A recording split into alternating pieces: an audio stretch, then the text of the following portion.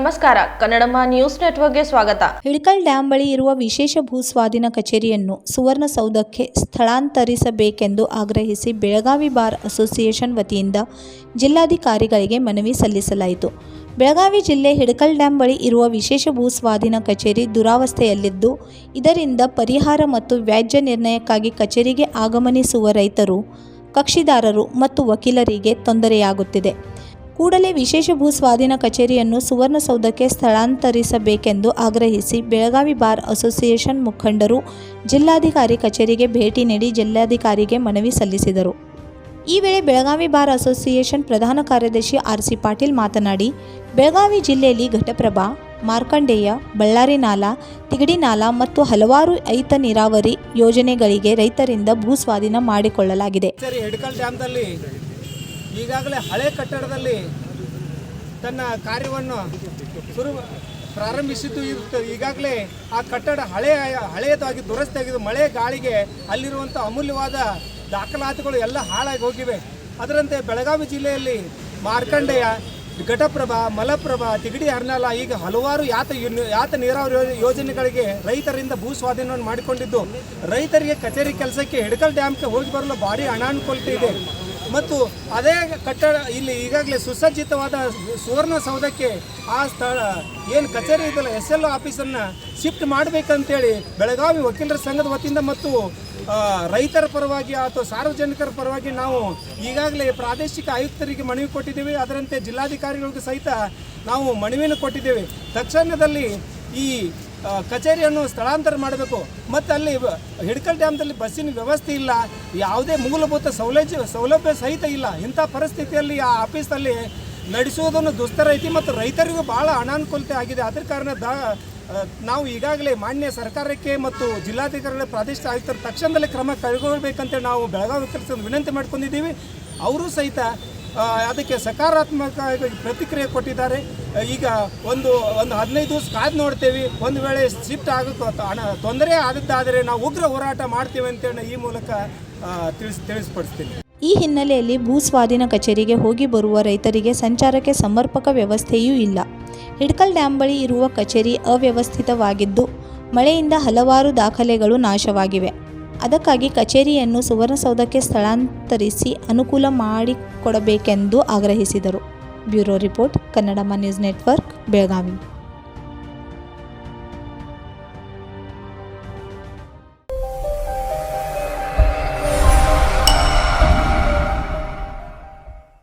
COVID-19 ವಿಷಮ ಪರಿಸ್ಥಿತಿಯಿಂದ ದೇಶದ ಎಲ್ಲ ಕ್ಷೇತ್ರಗಳಿಗೆ ಹೊಡೆತ ಬಿದ್ದಿದೆ. ಮುಖ್ಯವಾಗಿ ಯಾವುದೇ ದೇಶದ ಪ್ರಗತಿಗೆ ಆಧಾರ ಸ್ತಂಭವಾಗಿರುವ ಶಿಕ್ಷಣ ಕ್ಷೇತ್ರಕ್ಕೆ ಹೆಚ್ಚಿನ ಹೊಡೆತ ಬಿದ್ದಿದೆ. ಕೊರೋನಾ ಆತಂಕದಿಂದ ಕೆಲವು ರಾಜ್ಯಗಳಲ್ಲಿ 10ನೇ ತರಗತಿ ಮತ್ತು 12ನೇ ತರಗತಿಯ ಬೋರ್ಡ್ ಪರೀಕ್ಷೆಗಳನ್ನು ರದ್ದುಪಡಿಸಲಾಗಿದೆ. ನಮ್ಮ ರಾಜ್ಯದಲ್ಲಿ ಸರ್ಕಾರ ದ್ವಿತೀಯ PUC ಪರೀಕ್ಷೆ ರದ್ದುಪಡಿಸಿದೆ. ಮಕ್ಕಳ ಶಿಕ್ಷಣ ಹಂತದ ಪ್ರಮುಖ ಘಟಕವಾಗಿರುವ SSLC ಪರೀಕ್ಷೆಯನ್ನು ನಡೆಸಲು ರಾಜ್ಯ ಸರ್ಕಾರ ತೀರ್ಮಾನಿಸಿದ್ದು, ಹೈಕೋರ್ಟ್ ಕೂಡ ಹಸಿರು ನಿಶಾನೆ ಕೊಟ್ಟಿದೆ. ಹೀಗಾಗಿ ಸದರಿ ಪರೀಕ್ಷೆಯನ್ನು ಪರಿಣಾಮಕಾರಿಯಾಗಿ ನಡೆಸಲು ಸರ್ಕಾರ ಸಾರ್ವಜನಿಕ ಶಿಕ್ಷಣ ಇಲಾಖೆಯ ಸಕಲ ಸಿದ್ಧತೆ ಮಾಡಿದೆ. ಬೆಳಗಾವಿಯ ಸುರೇಶ್ ಯಾದವ್ ಫೌಂಡೇಶನ್ ವತಿಯಿಂದ ಶಾಸಕರ ಗೃಹ ಕಚೇರಿಯಲ್ಲಿ ಹಮ್ಮಿಕೊಳ್ಳಲಾದ SSLC ವಿದ್ಯಾರ್ಥಿಗಳಿಗೆ ಉಚಿತ ಮಾಸ್ಕ್ ವಿತರಣೆ ಕಾರ್ಯಕ್ರಮದಲ್ಲಿ ಪಾಲ್ಗೊಂಡ ಬೆಳಗಾವಿಯ ಉತ್ತರ ಕ್ಷೇತ್ರದ ಶಾಸಕರಾದ ಅನಿಲ್ ಬೆನ್ಕೆ ಮಾತನಾಡಿದರು. ತಮ್ಮೆಲ್ಲರೂ ಗೊತ್ತಿರೋ ಸಂಗತಿ ಅಂದರೆ, ಕರ್ನಾಟಕ ರಾಜ್ಯದಲ್ಲಿ SSLC ಪರೀಕ್ಷೆಯನ್ನು ಬೋರ್ಡ್ ಎಕ್ಸಾಮ್ ಆಗುವುದು ಒಂದು ಅನೌನ್ಸ್ ಆಗಿದ ಮೇಲೆ ಭಾಳಷ್ಟು ಜನರು ಇದರ ಬಗ್ಗೆ ಚರ್ಚೆ ಏನಂದರೆ ಕರೋನಾ ಒಳಗೆ ಹೆಂಗೆ ಮಾಡ್ತಾರೆ. ಆದರೆ ಹಿಂದಿನ ಸಲ ನಾವು ಪರೀಕ್ಷೆ ತೊಗೊಂಡಿವಿ ಮತ್ತು ಆ ಪರೀಕ್ಷೆ ಯಶಸ್ವಿ ಮಾಡಿ ತೋರಿಸಿದ್ದೀವಿ. ಇಡೀ ದೇಶದಲ್ಲಿ ಅದರ ಬಗ್ಗೆ ಚರ್ಚೆ ಆಯಿತು. ಹೀಗಾಗಿ ಈ ಬಾರಿನೂ ಕರೋನಾ ಸಮಸ್ಯೆ ಇದ್ರನ್ನ ಬೋರ್ಡ್ ಎಕ್ಸಾಮ್ ಯಶಸ್ವಿ ಆಗಬೇಕಂತ ಎಲ್ಲರಿಗೂ ಪ್ರಯತ್ನ. ಹಿಂದಿನ ಸಲ ನಾವು ಎಲ್ಲರೂ ಕೂಡ ಶಿಕ್ಷಣಾಧಿಕಾರಿ ಇರಲಿ, ನಾವೆಲ್ಲರೂ NGO ಕೂಡ ಪ್ರತಿ ಸ್ಕೂಲ್ ಹೋಗಿ ಸ್ಯಾನಿಟೈಸ್ ಮಾಡೋದು ಇರಲಿ, ಮಾಸ್ಕ್ ವಿತರಣೆ ಇರಲಿ ಎಲ್ಲ ಮಾಡಿ ಟ್ರಾನ್ಸ್ಪೋರ್ಟೇಷನ್ ಮಾಡಿನ ಹುಡುಗರಿಗೂ ತರುವುದನ್ನು ಬಿಡುವುದನ್ನು ನಾವು ಕೆಲಸ ಮಾಡಿದ್ವಿ. ಈ ಬಾರಿನ ನಾವು ಆ ಹಿನ್ನೆಲೆಯಲ್ಲಿ ಇವತ್ತು ಸುರೇಶ್ ಫೌಂಡೇಶನ್ ತರಫೆ 13,000 ಮಾಸ್ಕನ್ನು BDPI ಮತ್ತು BO ಹಸ್ತಾಂತರ ಮಾಡತ್ತೀವಿ. ಸುರೇಶ್ ಯಾದವ್ ಫೌಂಡೇಶನ್ ಮತ್ತು ಸುರೇಶ್ ಯಾದವ್ಗೆ ನಾವು ಧನ್ಯವಾದ ಸಲ್ಲಿಸ್ತೀವಿ. ಹೀಗಾಗಿ ಬರುವ ಕಾಲದಲ್ಲಿ ಈ ಪರೀಕ್ಷೆಗಿಂತ ಪೈಲ ಇಡೀ ಉತ್ತರ ಕ್ಷೇತ್ರದಲ್ಲಿ SSLC ಸೆಂಟರ್ಸ್ ಎಲ್ಲೆಲ್ಲಿ ಅದಾವ ಎಲ್ಲ ಸ್ಯಾನಿಟೈಸ್ ಮಾಡ್ತೀವಿ. 2 ದಿವಸ ಸ್ಯಾನಿಟೈಸ್ ಮಾಡಿ ಕರೋನಾದಿಂದ ನಮ್ಮ ಹುಡುಗರು ನಮ್ಮ ವಿದ್ಯಾರ್ಥಿಗಳು ಸುರಕ್ಷಿತ ಆಗಬೇಕಂತ ನಾವೆಲ್ಲರೂ ಪ್ರಯತ್ನ ಮಾಡ್ತೀವಿ. ಕಾರ್ಯಕ್ರಮದಲ್ಲಿ ಬೆಳಗಾವಿ ನಗರ ವಲಯದ ಕ್ಷೇತ್ರ ಶಿಕ್ಷಣಾಧಿಕಾರಿ ರವಿ ಭಜಂತ್ರಿ, ಕನಬರಗಿ ಸಮತಾ ಶಾಲೆಯ ಅಧ್ಯಕ್ಷರಾದ ಶಂಕರ್ ಬಾಗೇವಾಡಿ, ಪ್ರಥಮ ದರ್ಜೆ ಗುತ್ತಿಗೆದಾರ NS Biradar, Guru road line ಸಂಸ್ಥಾಪಕ ಗುರುದೇವ್ ಪಾಟೀಲ್ ಹಾಗೂ ಯುವ ಮುಖಂಡ ರಾಜಶೇಖರ್ ಧೋನಿ ಉಪಸ್ಥಿತರಿದ್ದರು. Bureau report, Kannadama news network, Belagavi.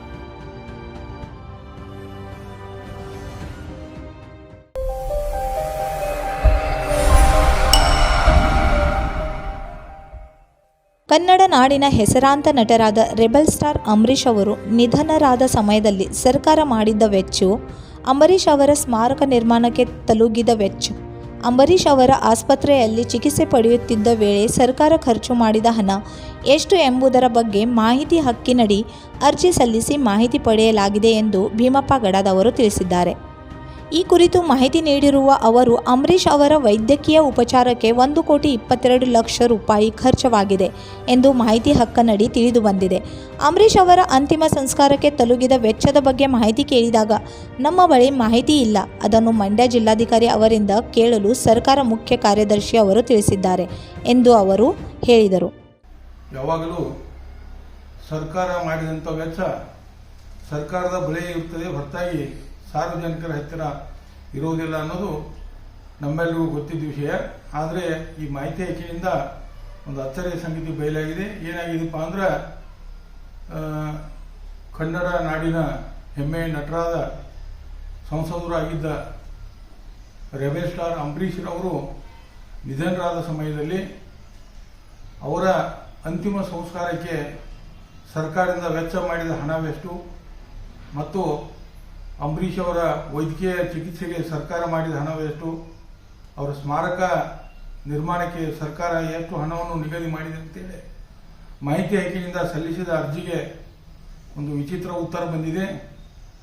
ಸರ್ಕಾರ ಏನು ಹೇಳಿದೆ ಅಂದ್ರೆ, ಅಂಬರೀಷ್ ಅವರ ವೈದ್ಯಕೀಯ ಉಪಚಾರಕ್ಕೆ 1,22,00,000 ರೂಪಾಯಿ ಹಣವನ್ನು ಖರ್ಚು ಮಾಡಲಾಗಿದೆ ಮತ್ತು ಈ ಅಂತಿಮ ಸಂಸ್ಕಾರದ ವೆಚ್ಚದ ಮಾಹಿತಿಯನ್ನು ಮಂಡ್ಯ ಜಿಲ್ಲಾಧಿಕಾರಿಗಳಿಂದ ಪಡೆಯಬೇಕಂತ ಹೇಳಿಕೆರೆ ಸರ್ಕಾರದ ಮುಖ್ಯ ಕಾರ್ಯದರ್ಶಿ ಅವರು ಲಿಖಿತವಾಗಿ ತಿಳಿಸಿದ್ದಾರೆ. ಆ ಮಂಡ್ಯ ಜಿಲ್ಲಾಧಿಕಾರಿಗಳಿಗೆ ಈ ಕುರಿತ ಅರ್ಜಿಯನ್ನು ಸಲ್ಲಿಸಿದಾಗ, ಇದು ನಮ್ಮ ಬಳಿ ಇರುವುದಿಲ್ಲ, ಸರ್ಕಾರದ ಮುಖ್ಯ ಕಾರ್ಯದರ್ಶಿ ಅವರ ಹತ್ತಿರವೇ ಇದನ್ನು ತೆಗೆದುಕೊಳ್ಳಬೇಕಂತ ಅವರು ತಿಳಿಸಿದ್ದಾರೆ. ಕಂಠೀರವ ಸ್ಟುಡಿಯೋದವ್ರನ್ನ ಕೇಳಿದಾಗ ಅಂಬರೀಷ್ ಅವರ ಸಲುವಾಗಿ ನಾವು ಯಾವುದೇ ರೀತಿಯ ಹಣವನ್ನು ವೆಚ್ಚ ಮಾಡುವುದಿಲ್ಲ ಅಂತ ಅವರು ಹೇಳಿದ್ದಾರೆ. ಹೀಗೆ ಅಂಬರೀಷ್ ಅವರ ಅಂತಿಮ ಸಂಸ್ಕಾರದ ವೆಚ್ಚದ ಬಗ್ಗೆ ಸರ್ಕಾರದಲ್ಲಿರ್ತಕ್ಕಂಥ ಅಧಿಕಾರಿಗಳು ಒಬ್ಬರ ಕಡೆ ಒಬ್ಬರು ಬಳು ಮಾಡಿ ತೋರಿಸೋದು ಹಲವಾರು ಸಮಸ್ಯೆಗಳನ್ನು ಹುಟ್ಟಾಗ್ತಾ ಇದೆ. ಆದ್ದರಿಂದ ಇವತ್ತು ನಾನು ಈ ಅಂಬರೀಷ್ ಅವರ ಒಂದು ಕ್ಷೇತ್ರದಲ್ಲಿ ಇವರು ಅಂಬರೀಷ್ ಅವರ ಹೆಸರು ಮೇಲೆ ಜಗಳಾಡ್ತಾ ಇದ್ದಾರೆ, ಆ ಕುಟುಂಬದ ಸದಸ್ಯರಾಗಲಿ, ಅಂಬರೀಷ್ ಅವರ ಕುಟುಂಬ ಸದಸ್ಯರಾಗಲಿ ಅಥವಾ ಸರ್ಕಾರ ಅಧಿಕಾರಿಗಳಾಗಲಿ ಅಂಬರೀಷ್ ಅವರಿಗೆ ಅಂತಿಮ ಸಂಸ್ಕಾರಕ್ಕೆ ಎಷ್ಟು ಹಣವನ್ನು ವೆಚ್ಚ ಮಾಡಿತ್ತು ಎಂಬುದನ್ನು ಅಥವಾ ಕುಟುಂಬ ಸದಸ್ಯರ ಬಳಸಿದ್ರು ಅನ್ನೋದನ್ನ ದಯವಿಟ್ಟು ಸಾರ್ವಜನಿಕರ ಸಲುವಾಗಿ ಬಹಿರಂಗಪಡಿಸಬೇಕಂತ ಹೇಳಿಕೆರೆ ನಾನು ಅವರಲ್ಲಿ ವಿನಂತಿ ಮಾಡ್ತಾ ಇದ್ದೀನಿ. ಮತ್ತೊಂದು ಏನಪ್ಪಾ ಅಂದ್ರೆ, ವಾರ್ತಾ ಮತ್ತು ಪ್ರಸಾರ ಇಲಾಖೆಯವರು ಹೇಳಿದ್ದಾರೆ, ಅಂಬರೀಷ್ ಅವರ ಸ್ಮಾರಕ ಸಲುವಾಗಿ ಸರ್ಕಾರ ಇಂತಿಷ್ಟೇ ಅಂತ ಹಣವನ್ನು ನಿಗದಿ ಮಾಡಲಿ ಅಂತೇಳಿ ಅವರೊಂದು ರೀತಿ ಉತ್ತರ ಕೊಟ್ಟಿದ್ದಾರೆ. ಹೀಗೆ ಅಂಬರೀಷ್ ಅವರ ಅಂತಿಮ ಸಂಸ್ಕಾರದ ಬಗ್ಗೆ ಅಧಿಕಾರಿಗಳು ಮತ್ತು ಸರ್ಕಾರ ಒಬ್ಬರ ಮೇಲೆ ಒಬ್ಬರು ಬರಳು ಮಾಡುತ್ತಿರುವುದು ಹಲವಾರು ಸಂಶಯಗಳಿಗೆ ಕಾರಣವಾಗಿದೆ ಎಂದು ಮಾಹಿತಿ ಹಕ್ಕಿನ ಹೋರಾಟಗಾರ ಭೀಮಪ್ಪ ಗಡದವರು ಆರೋಪಿಸಿದ್ದಾರೆ. Bureau report, Kannadama news network, Belagavi.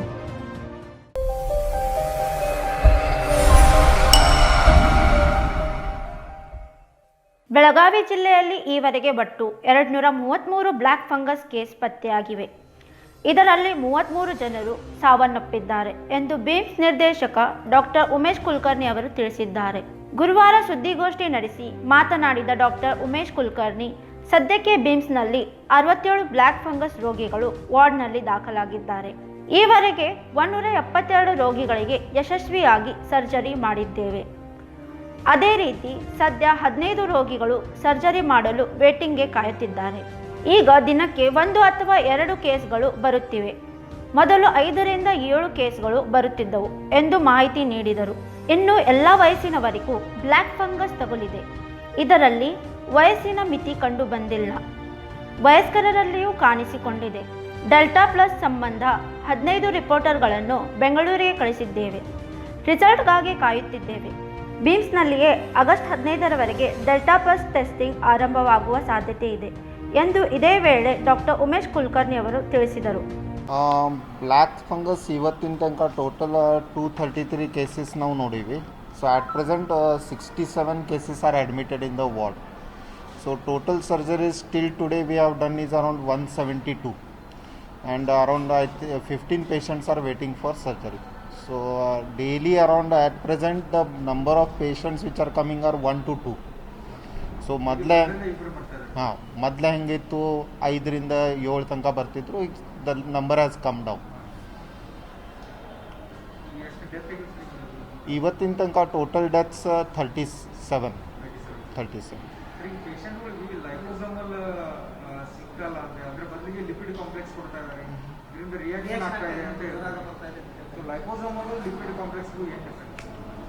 Liposomal is the most purest form of amphotericin B, which has minimum reaction. The production of that is less and the supply is also less. Then the next part which will come is this lipid complex amphotericin B. At present the supply is good for lipid complex. So lipid complex now kodlikattivi. So for any injection there will be slight reaction. Okay, for lipid complex we have seen that there are some reactions like fever, other chills, ಅದು ಬರ್ತಾವ. ಬರಬಾರ್ದಂತೂ ನಾವು ಕೆಲವೊಂದ್ಸಲ Avil ಅಂತ antihistaminic injection ಕೊಟ್ಟು try ಮಾಡ್ಲಿಕ್ಕತ್ತೀವಿ. But in spite of that some reactions are there which we don't deny. But the number of supply what we means the requirement and supply is not matching. So ಯಾರಿಗೆ ಭಾಳ reaction ಆಗ್ತದೆ, ಈಗ lipid complex ಕೊಡ್ಲಿಕ್ಕೆ ಆಗೋದಿಲ್ಲ, ಅವ್ರ ಸಲುವಾಗಿ ನಾವು liposomal use ಮಾಡ್ತೀವಿ. ಇಲ್ಲಾಂದ್ರೆ ಪೂರಾ ಸಿವಿಯರ್ ಕೇಸ್ ಇತ್ತು, ನ್ಯೂರಾನಲ್ ಇನ್ವಾಲ್ವ್ಮೆಂಟ್ ಇತ್ತು, ಅಂದ್ರೆ ಬ್ರೈನ್ ಇನ್ವಾಲ್ವ್ಮೆಂಟ್ ಇತ್ತಂದ್ರೆ ಅದಕ್ಕೆ ಯೂಸ್ ಮಾಡ್ತೀವಿ. ಹಾಂ, ಎಕ್ಸಾಕ್ಟ್ ಫಿಗರ್ ನನ್ನ ಕಡೆ ಇಲ್ಲ, but number is less liposome less.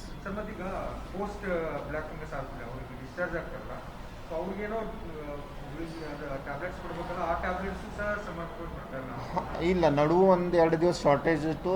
ನಾವು 2.5 ಸಾವಿರ ಟ್ಯಾಬ್ಲೆಟ್ಸ್ ತಂದಿದ್ವಿ. ಸೊ ಇದು Monday today tablet posaconazole ಅಂತ ಇರ್ತದೆ. ಸೊ ನಮ್ಮದು ಪಾಲಿಸಿ ಈಗೇನದ, ನಾವು ಸರ್ಜರಿ ಮಾಡ್ತೀವಿ, ಅದಾದ ಕೂಡಲೇ ಡಿಸ್ಚಾರ್ಜ್ ಮಾಡಿದ ಕೂಡಲೇ ಅವ್ರಿಗೆ 7 days ಟ್ಯಾಬ್ಲೆಟ್ ಕೊಟ್ಟಿರ್ತೀವಿ. ಖರೆ that patient has to be followed up after 7 days. ನಾವು ಸರ್ಜರಿ ಎಲ್ಲಿ ಮಾಡೀವಿ ಅಲ್ಲಿ ಮತ್ತು ಬಂದದೇನು ವಾಪಸ್ ರಿಕರೆನ್ಸ್ ಅದೇನು ಅದು ನೋಡ್ಲಿಕ್ಕೆ ಬೇಕಾಗ್ತದೆ. So we provide only 7 days tablet, ask them to come after 7 days and after that depending on the situation the further follow up is told to them. So rough ಯಾ ಟ್ಯಾಬ್ಲೆಟ್ಸ್ ಎಲ್ಲ ಫ್ರೀ ಅದು. ಖರೆ ಅವರು ಮತ್ತೆ 7 ದಿವಸ ಆದ ಕೂಡಲೇ ಬಂದು ತೊಗೋಬೇಕು. ಇಲ್ಲ, ಟ್ಯಾಬ್ಲೆಟ್ಸ್ನ ಕೊರತೆ ಇಲ್ಲ. 1-2 ದಿವಸ ಪ್ಲಸ್ ಮೈನಸ್ ಆಗ್ತದೆ ಕೆಲವೊಂದ್ಸಲ. ಖರೆ ಈಗ ಲೈಪೋಸೋಮಲ್ ಸದ್ಯಕ್ಕೆ ಸಪ್ಲೈ ಕಮ್ಮಿ ಇದೆ. Better comparative.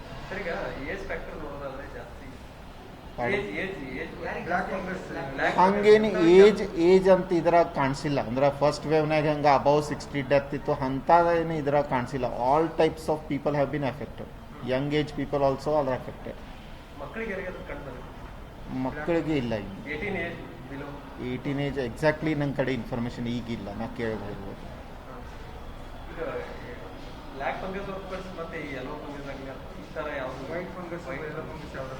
ಇಲ್ಲ, ಅದ್ರ ಬಗ್ಗೆ ಏನು ಕೇಸ್ ಏನು ನಮ್ಮ ಕಡೆ ಕಂಡು ಬಂದಿಲ್ಲ. ಇಲ್ಲ, ಅದು ತಪ್ಪು ಇದಾಗ್ಯದ, ಇಂಟರ್ಪ್ರಿಟೇಷನ್ ತಪ್ಪಾಗ್ಯದ. ನಾವು ಏನಂದೀವಿ, government has started a process of survey. ಅಂದರೆ ಯಾವ ವೇರಿಯಂಟ್ ಅದನ್ನು ನೋಡಲಿಕ್ಕೆ, it's not just related to delta plus, ಯಾವುದೂ ವೇರಿಯಂಟ್ ಇಲ್ಲಿ ಯಾವ ಟೈಪ್ ವೇರಿಯಂಟ್ ಅದ ನೋಡ್ಲಿಕ್ಕೆ ಸರ್ವೆ ಚಾಲೂ ಮಾಡ್ಯಾರ. ಸರ್ವೆ ಅವ್ರು ಈಚ್ ಡಿಸ್ಟ್ರಿಕ್ಟ್ನಾಗಿಂದ ಸ್ಯಾಂಪಲ್ಸ್ ಕಲೆಕ್ಟ್ ಮಾಡ್ತಾರೆ, ಬೆಂಗಳೂರಿಗೆ ಹೋಗ್ತದೆ. ಅಲ್ಲಿ ಬೆಂಗಳೂರಿಗೆ ಹೋದ ಕೂಡಲೇ ಅವ್ರು 15 ಡೇಸ್ ರಫ್ಲಿ ತೊಗೋತಾರೆ. ಆದ ಕೂಡಲೇ ರಿಪೋರ್ಟ್ ಬರ್ತದೆ, ಹಿಂದಾಗಡೆ ಯಾವುದು ವೇರಿಯಂಟ್ ಗುರ್ತಾಗ್ತದೆ. ಮತ್ತು ಸ್ಯಾಂಪಲ್ ಕಳಿಸ್ಲಿಕ್ಕೆ ಎಲ್ಲರದು ಕಳಿಸ್ಲಿಕ್ಕಾಗೋದಿಲ್ಲ ಅಂತ ಅವರು ಒಂದು ಕೆಲವೊಂದು ಕ್ರೈಟೀರಿಯಾ ಕೊಟ್ಟಾರೆ. ಆ ಕ್ರೈಟೀರಿಯಾ ಪ್ರಕಾರ ನಾವು 15 ಸ್ಯಾಂಪಲ್ಸ್ ಸಬ್ಮಿಟ್ ಮಾಡೀವಿ and we are waiting for the report. Once the report comes then will come to know exactly which variant. ಅವರು ಒಂದು ಕ್ರೈಟೀರಿಯಾ ಕೊಟ್ಟಾರ, ಆ ಪ್ರಕಾರ ಆ ಕ್ರೈಟೀರಿಯಾ ಪ್ರಕಾರ. ಮತ್ತು ಇನ್ನೊಂದು ಗುಡ್ ನ್ಯೂಸ್ ಅಂದ್ರೆ ಬೈ 15th of August ರಫ್ಲಿ they are planning to start a sequencing lab in this college also. So ಇಲ್ಲೇ ಸೀಕ್ವೆನ್ಸಿಂಗ್ ಲ್ಯಾಬ್ ಅಂದರೆ ನಾವು ಕಳಿಸೋದು ಹೋಗೋದು ಟ್ರಾನ್ಸ್ಪೋರ್ಟ್ ಟೈಮು ಉಳಿತದೆ and we can do more sampling totally ಒಂದು 6 to 8 ವೇರಿಯಂಟ್ ಇಲ್ಲೇ ಗುರ್ತಾಗ್ತದೆ. ನಮ್ಮ ಬೆಂಗಳೂರು ಕಳ್ಸೋದು ಜರೂರಿ ಆಗೋದು. ಹಾಂ, ಬಿಮ್ಸ್ನಾಗ ಅರೌಂಡ್ 15th August ಅಂತ ಹೇಳ್ಯಾರ ರಫ್ಲಿ. ಸೊ ಆಗೋದು ಚಾನ್ಸ್ ಇಲ್ಲ. ಈಗ ಸದ್ಯಕ್ಕೆ if U C the trend it is decreasing. ಯಾಕಂದ್ರೆ ನಾ ಹೇಳಿದ ಪ್ರಕಾರ 1-2 ಪೇಷಂಟ್ ಅಷ್ಟೇ ಇನ್ನೂ ಅಡ್ಮಿಷನ್ ಒಂದಾದ.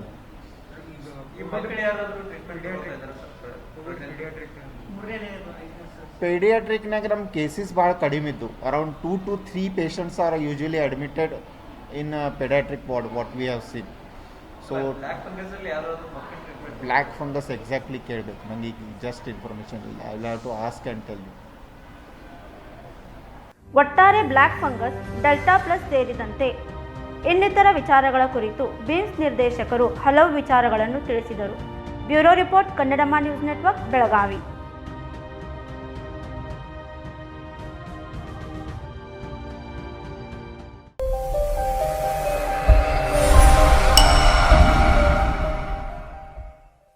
ಇದೀಗ ಪುಟ್ಟದೊಂದು ವಿರಾಮ.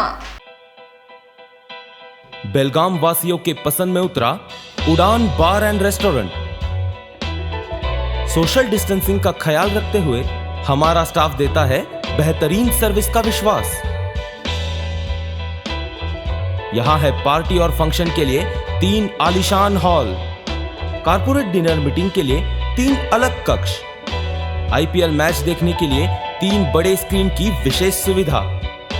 इसके साथ ही साफ सुथरा किचन, जहां हमारा वेल क्वालिफाइड स्टाफ देता है क्वालिटी और हाइजीनिक फूड की गारंटी।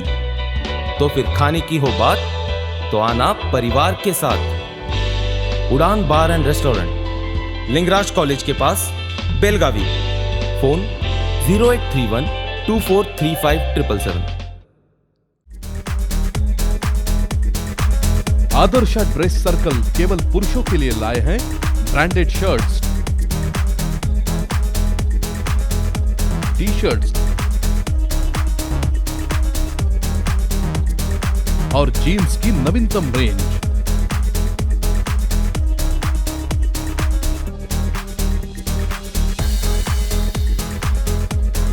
साथ ही शादी और अन्य पार्टियों के लिए सूट्स, शेरवानी और ढेर सारे accessories.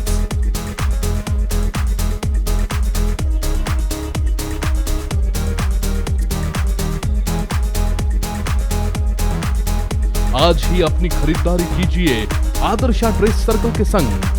Adarsha dress circle, magnet of attraction definitely for men. Adarsha dress circle, Khade Bazar, Belgaum. Phone 083124074080।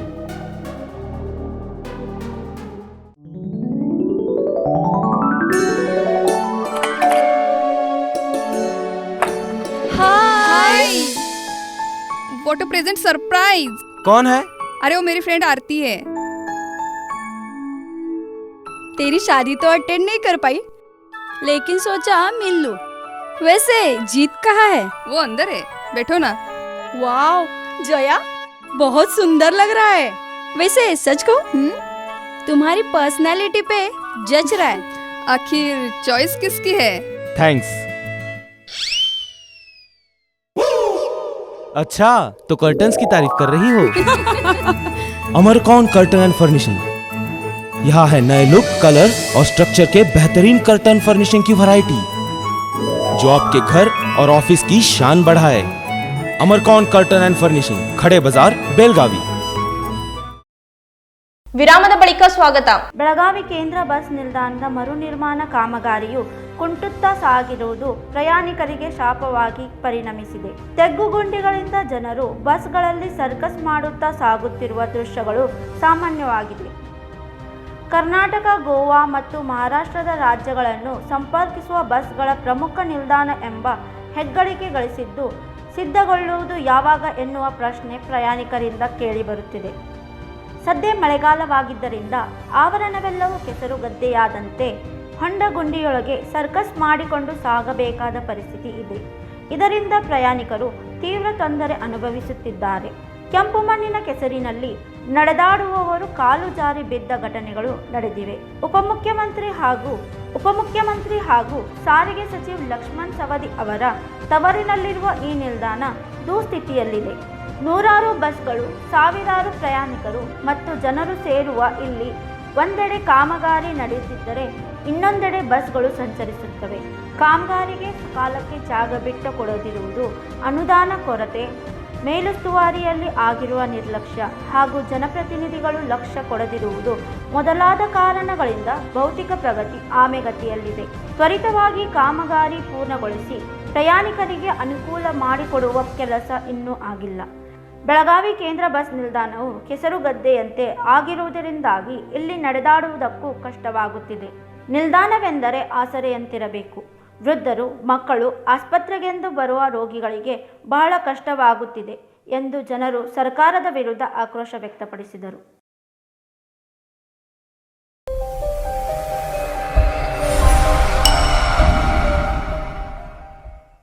ಗ್ರಾಮ ಪಂಚಾಯಿತಿ ಕಾರ್ಯದರ್ಶಿ, ಲೆಕ್ಕ ಸಹಾಯಕರ ನೇರ ನೇಮಕಾತಿ ಕೈಬಿಡಬೇಕು. ವಾಟರ್ಮನ್, ಸ್ವೀಪರ್ಗಳಿಗೆ ಸಮರ್ಪಕ ವೇತನ ಪಾವತಿಗೆ ಕ್ರಮ ಕೈಗೊಳ್ಳಬೇಕು ಸೇರಿದಂತೆ ವಿವಿಧ ಬೇಡಿಕೆಗಳ ಈಡೇರಿಕೆಗೆ ಆಗ್ರಹಿಸಿ ಸಿಐಟಿಯು ಸಂಯೋಜಿತ ಕರ್ನಾಟಕ ರಾಜ್ಯ ಗ್ರಾಮ ಪಂಚಾಯಿತಿ ನೌಕರರ ಸಂಘದ ಮುಖಂಡರು, ಕಾರ್ಯಕರ್ತರು ಜಿಲ್ಲಾ ಪಂಚಾಯಿತಿ ಕಚೇರಿ ಎದುರು ಪ್ರತಿಭಟನೆ ನಡೆಸಿ ಗ್ರಾಮೀಣಾಭಿವೃದ್ಧಿ ಮತ್ತು ಪಂಚಾಯಿತಿ ರಾಜ್ ಇಲಾಖೆ ಪ್ರಧಾನ ಕಾರ್ಯದರ್ಶಿಗೆ ಜಿಲ್ಲಾಡಳಿತ ಮೂಲಕ ಮನವಿ ಸಲ್ಲಿಸಿದರು. ಗ್ರಾಮ ಪಂಚಾಯಿತಿ ಕಾರ್ಯದರ್ಶಿ, ಲೆಕ್ಕ ಸಹಾಯಕರ ಹುದ್ದೆಗೆ ನೇರ ನೇಮಕಾತಿ ಆದೇಶ ಹಿಂದಕ್ಕೆ ಪಡೆಯಬೇಕು. 15ನೇ ಹಣಕಾಸು ಯೋಜನೆಯಂತೆ ವಾಟರ್ಮನ್, ಸ್ವೀಪರ್ಗಳಿಗೆ ಸಮರ್ಪಕ ವೇತನ ಪಾವತಿಗೆ ಆದೇಶ ಇದ್ದರೂ ಸಮರ್ಪಕವಾಗಿ ವೇತನ ಪಾವತಿಯಾಗುತ್ತಿಲ್ಲ. 18-20 ತಿಂಗಳ ತಡೆ ಹಿಡಿದಿರುವ ಬಾಕಿ ವೇತನವನ್ನು ಕೂಡಲೇ ಪಾವತಿಸಬೇಕು.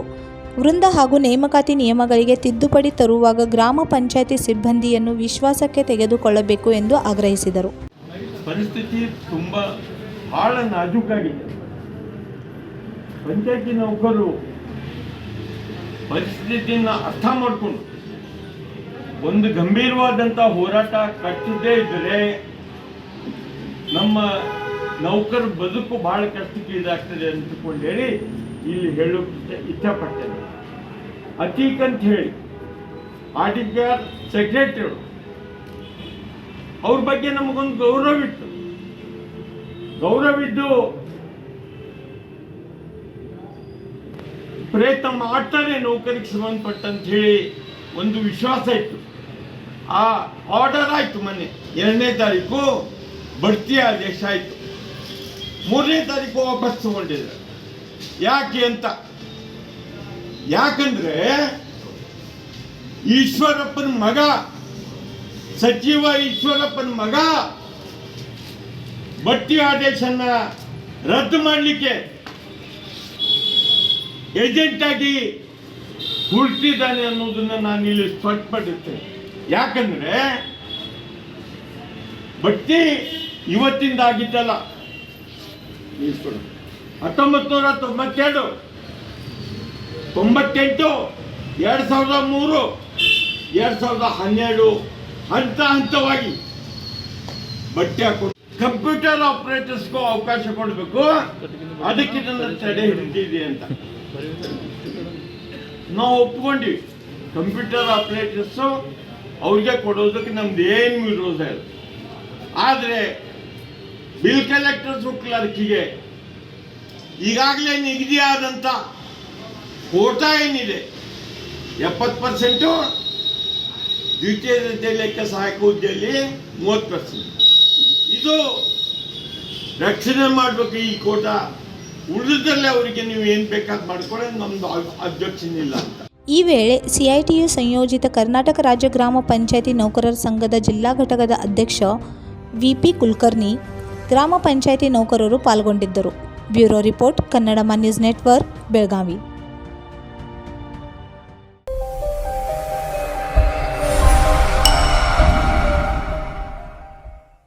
ತಮಗೆ ಹಾಗೂ ತಮ್ಮ ಕುಟುಂಬಕ್ಕೆ ಆರೋಗ್ಯ ಸಮಸ್ಯೆಗೆ ಅನುಕೂಲ ಆಗುತ್ತದೆ ಎಂದು ಕಾರ್ಮಿಕರು ತಾವು ದುಡಿದ ಹಣದಲ್ಲಿ ಪ್ರತಿ ತಿಂಗಳು ಇಎಸ್ಐ ಹಣವನ್ನು ಪ್ರತಿ ತಿಂಗಳು ತುಂಬುತ್ತಾರೆ. ಆದರೆ ಇಲ್ಲೊಂದು ಇಎಸ್ಐ ಆಸ್ಪತ್ರೆ ಇದೆ. ಇದು ಯಾವಾಗ ಬೀಳುತ್ತೋ ಗೊತ್ತಿಲ್ಲ. ಅಲ್ಲದೆ ಇಲ್ಲಿ ಚಿಕಿತ್ಸೆ ಪಡೆದುಕೊಳ್ಳಬೇಕಾದ್ರೆ ನಮ್ಮ ಜೀವಕ್ಕೆ ನಾವೇ ಹೊಣೆ ಎಂದು ಕಾರ್ಮಿಕರು ಬಾಂಡ್ ಬರೆದು ಕೊಡಬೇಕಂತೆ. ಇಂತಹ ಇರುವುದಾದರೂ ಎಲ್ಲಿ ಅಂತೀರಾ? ಹಾಗಾದರೆ ಈ ವರದಿ ನೋಡಿಕೊಂಡು ಬರೋಣ ಬನ್ನಿ. ಬಿರುಕು ಬಿಟ್ಟಿರುವ ಗೋಡೆಗಳು, ಹೊರಗೆ ಕಾಣಿಸುತ್ತಿರುವ ಸ್ಲ್ಯಾಬ್ ಕಬ್ಬಣ, ಮಳೆಯಲ್ಲಿ ನಿತ್ಯ ಸೋರುತ್ತಿರುವ ರೂಮ್ಗಳು, ಯಾವ ಕ್ಷಣದಲ್ಲಾದರೂ ಬೀಳುವ ಹಂತದಲ್ಲಿರುವ ಬಿಲ್ಡಿಂಗ್, ಜೀವ ಭಯದಲ್ಲಿಯೇ ಚಿಕಿತ್ಸೆ ಪಡೆಯುತ್ತಿರುವ ರೋಗಿಗಳು. ಹೌದು, ನೀವು ನೋಡುತ್ತಿರುವುದು ಈ ಅವ್ಯವಸ್ಥೆಯ ದೃಶ್ಯಗಳು ಬೆಳಗಾವಿ ಕಾರ್ಮಿಕ ರಾಜ್ಯ ವಿಮಾ ಅಂದರೆ ಇಎಸ್ಐ ಆಸ್ಪತ್ರೆಯ ನರಕ ಯಾತನೆ ದೃಶ್ಯಗಳ. ಕಾರ್ಮಿಕರು ಪ್ರತಿ ತಿಂಗಳು ಶ್ರಮವಹಿಸಿ ದುಡಿದ ಹಣದಲ್ಲಿ ಇಂತಿಷ್ಟು ಅಂತ ಇಎಸ್ಐ ಹಣ ತುಂಬುತ್ತಾರೆ, ತಮಗೆ ಏನಾದರೂ ಆರೋಗ್ಯ ಸಮಸ್ಯೆ ಆದರೆ ಉಪಯೋಗ ಆಗಲಿ ಎಂದು. ಆದರೆ ಬೆಳಗಾವಿಯ ಇಎಸ್ಐ ಆಸ್ಪತ್ರೆಗೆ ಹೋದರೆ ಇರೋ ಜೀವವನ್ನು ಕಳೆದುಕೊಳ್ಳುವ ದುರುಸ್ಥಿತಿ ನಿರ್ಮಾಣವಾಗಿದೆ. ಇಲ್ಲಿ ಹೋದರೆ ಮರಳಿ ಮನೆಗೆ ಹೋಗುತ್ತಾರೋ ಅನ್ನೋ ಗ್ಯಾರಂಟಿ ಕೂಡ ಇಲ್ಲ. ಅಸಲಿಗೆ ಈ ಆಸ್ಪತ್ರೆ ಕಟ್ಟಡ ಕಟ್ಟಿ 30 ವರ್ಷವಾಗಿದೆ.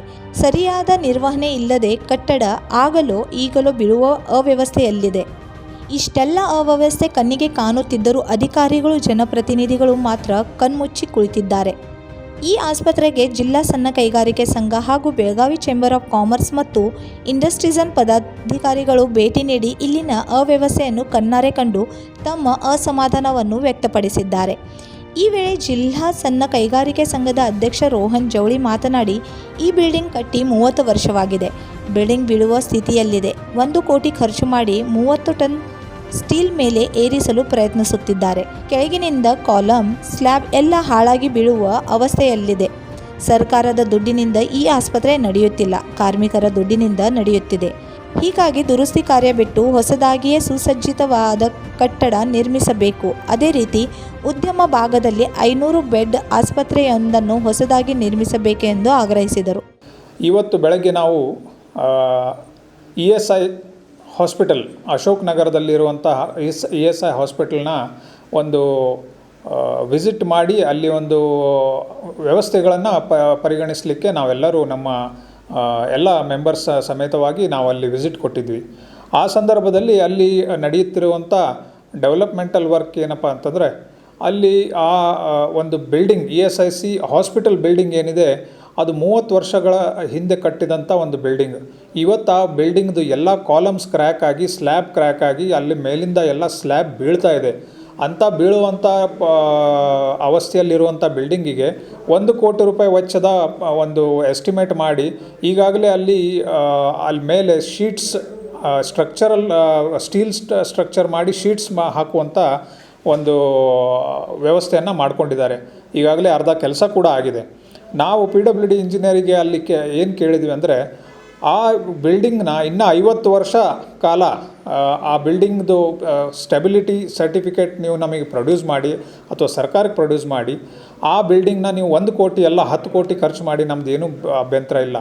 ಬಟ್ ಆ ಬೀಳುವಂಥ ಬಿಲ್ಡಿಂಗಿಗೆ ಮೇಲೆ 30 ಟನ್ ಅಷ್ಟು ವಜಿ ಆ ಬಿಲ್ಡಿಂಗಿಗೆ ಹಾಕಿ ಅದ್ರ ಮೇಲೆ ನೀವು ಶೀಟ್ಸ್ ಹಾಕುವಂಥ ಏನು ಕೆಲಸ ಮಾಡ್ತಾಯಿದ್ದೀರಾ, ಇದ್ರದ್ದು ಈ ಏನು ESIC ಯಾರು ಎಂಪ್ಲಾಯೀಸ್ ಇದ್ದಾರೆ, ಆ ಎಂಪ್ಲಾಯೀಸ್ ಮತ್ತು ಡಾಕ್ಟರ್ಸ್ನ ಜೀವವನ್ನು ನೀವು ರಿಸ್ಕಲ್ಲಿ ಹಾಕ್ತಾಯಿದ್ದೀರಾ. ಅವರ ಜೀವ ನಾಳೆ ಅದು ಬಿಲ್ಡಿಂಗ್ ಕೊಲ್ಯಾಪ್ಸ್ ಆದರೆ ಯಾರು ಜವಾಬ್ದಾರರು? ಈ ರೀತಿಯ ಒಂದು ಅವ್ರ ಪ್ರಶ್ನೆ ಕೇಳಿ ಅವರಿಗೆ ಇವತ್ತು ಇಮ್ಮಿಡಿಯೇಟ್ಲಿ ಆ ಕೆಲಸವನ್ನು ನಿಲ್ಲಿಸಬೇಕು ಅಂತ ಕೇಳ್ಕೊಂಡಿದ್ದೀವಿ. ಆಮೇಲೆ ಆ ಬಿಲ್ಡಿಂಗ್ನ ಡೆಮಾಲಿಷ್ ಮಾಡಿ ಅಲ್ಲಿ ನಾವೊಂದು ಸಬ್ ರೀಜ್ನಲ್ ಆಫೀಸ್ ESI ಸಲುವಾಗಿ ಸಬ್ ರೀಜ್ನಲ್ ಆಫೀಸ್ನ ಬೇಡಿಕೆ ಮಾಡಿದ್ದೀವಿ. ಯಾಕಂದರೆ ಇವತ್ತು ಎಲ್ಲ ನಮ್ಮ ಈ ಜಿಲ್ಲೆಯ ಎಂಪ್ಲಾಯೀಸು ಬೆಳಗಾವಿಯಿಂದ ಹುಬ್ಳಿಗೆ ಪ್ರತಿಯೊಂದು ಕೆಲಸಕ್ಕೆ ಹುಬ್ಳಿಗೆ ಹೋಗಬೇಕಾಗತ್ತೆ. ಆ ಹುಬ್ಳಿಗೆ ಹೋಗೋದು ಬರೋದ್ರಲ್ಲಿ 1 ದಿನ 2 ದಿನ ಅವ್ರದ್ದು ಪ್ರತಿ ಸಲ ಅವ್ರದ್ದು ವೇಸ್ಟ್ ಆಗ್ತಾ ಇದೆ. ಅದೇ ರೀತಿಯಲ್ಲಿ ಇಲ್ಲಿ ನಮ್ಮ 1,20,000 ಜನ ಇವತ್ತು ರಿಜಿಸ್ಟರ್ಡ್ ಇದ್ದಾರೆ ESIC ಕಾರ್ಪೊರೇಷನಲ್ಲಿ ಬೆಳಗಾವಿ ಜಿಲ್ಲೆಯಲ್ಲಿ. ಈ ಎಲ್ಲ ಜನ ಹುಬ್ಳಿಗೆ ಪ್ರತಿ ಸಲ ಹೋಗಬೇಕು ಬರಬೇಕು. ನಾವು ಸಬ್ ರೀಜ್ನಲ್ ಆಫೀಸ್ ಇವತ್ತು ನಮ್ಮ ರಾಜ್ಯದ second capital of Karnataka Belagavi ಅಂತ ಕೇಳ್ಕೊಳ್ತಾ ಇದ್ದೀವಿ.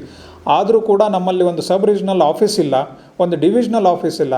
ಅದು ಒಂದು ಆಫೀಸ್ ಆ ಒಂದು ಹಾಸ್ಪಿಟಲ್ ಜಾಗದಲ್ಲಿ ಆ ಹಾಸ್ಪಿಟಲ್ ಡೆಮಾಲಿಷ್ ಮಾಡಿ ಅಲ್ಲಿ ESIC ಸಬ್ ರೀಜ್ನಲ್ ಆಫೀಸ್ ಮಾಡಬೇಕು ಅಂತ ಕೇಳ್ಕೊಳ್ತಾ ಇದ್ದೀವಿ.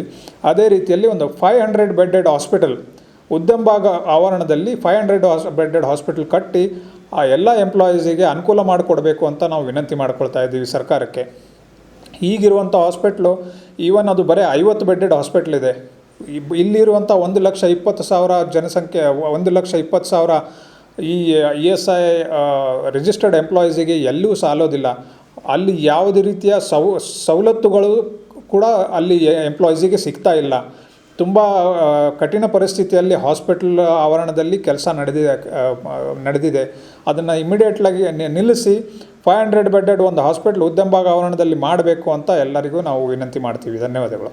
ಈ ಆಸ್ಪತ್ರೆಯಲ್ಲಿ ಗೆದ್ದಲು ಹಿಡಿದು ಲಕ್ಷಾಂತರ ಮೌಲ್ಯದ ಔಷಧಗಳು ನಾಶವಾಗುತ್ತಿವೆ. ಮಾಸ್ಕ್, PPE ಕಿಟ್ಗಳನ್ನು ಇಟ್ಟಿದ್ದಾರೆ. ಇದನ್ನು ನೋಡಿದರೆ ಕೊರೋನಾ ವೈರಸ್ ಹೊರಗಿಲ್ಲ, ಇಲ್ಲಿಯೇ ಒಳಗೆ ಎಂಬುದು ಎಲ್ಲರಿಗೂ ಗೊತ್ತಾಗುತ್ತದೆ. ಇನ್ಮೇಲಾದರೂ ಇಲ್ಲಿನ ಅವ್ಯವಸ್ಥೆ ಸರಿಪಡಿಸಿ ಹೊಸ ಆಸ್ಪತ್ರೆ ನಿರ್ಮಾಣ ಮಾಡಬೇಕು ಎಂದು ಆಗ್ರಹಿಸಿದರು. Bureau report, Kannadamma news network, Belagavi.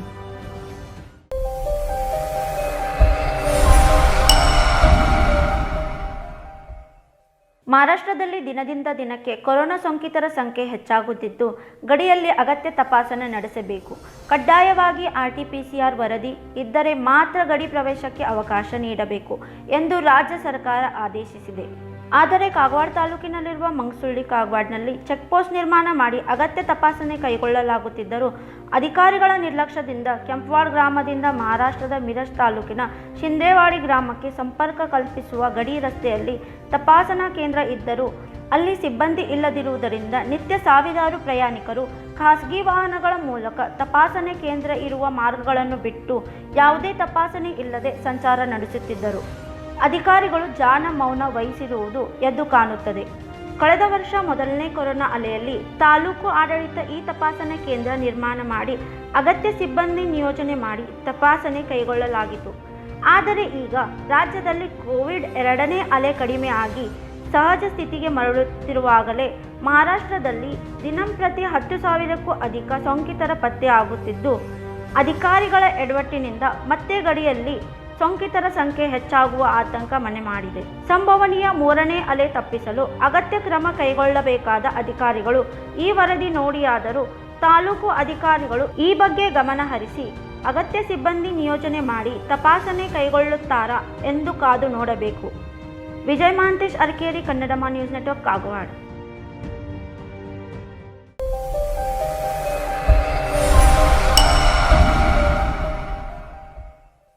ಇದೀಗ ಪುಟ್ಟದೊಂದು ವಿರಾಮ.